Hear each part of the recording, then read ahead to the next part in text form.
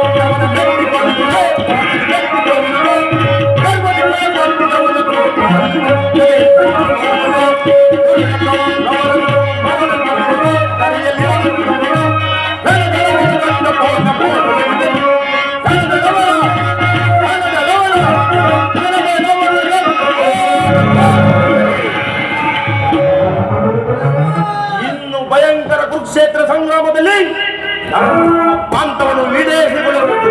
ನಮಗೆ ಶಾಂತಿ ಇಲ್ಲ ಗಡ, ನಮಗೆ ಶಾಂತಿ ಇಲ್ಲ. ನಮ್ಮ ಭೀಮಸೇನ ನಿನ್ನ ಹೃದಯ ಅಂತರಾಳದಲ್ಲಿ ಕಾಗುತ್ತಿರುವ ಭೀಕರ ಹೋರಾಟವನ್ನು ನಾನು ಬಲ್ಲೆ. ಪಾಂಡವರ ಅಭಯದಾತನಾದ ಶ್ರೀಕೃಷ್ಣ ಪರಮಾತ್ಮನು ಈಗಾಗಲೇ ನಮ್ಮ ಪಕ್ಷವನ್ನು ವಹಿಸಿದನೆಂದು ದೂತನು ಸಮಾಚಾರವನ್ನು ತಂದಿದನಲ್ಲವೇ? ಇನ್ನೇನು ಪರಮಾತ್ಮನ ಅರ್ಜುನ ನಡೆದ ಪರಮಾತ್ಮನ ಆಗಮನವಾಗುವುದು.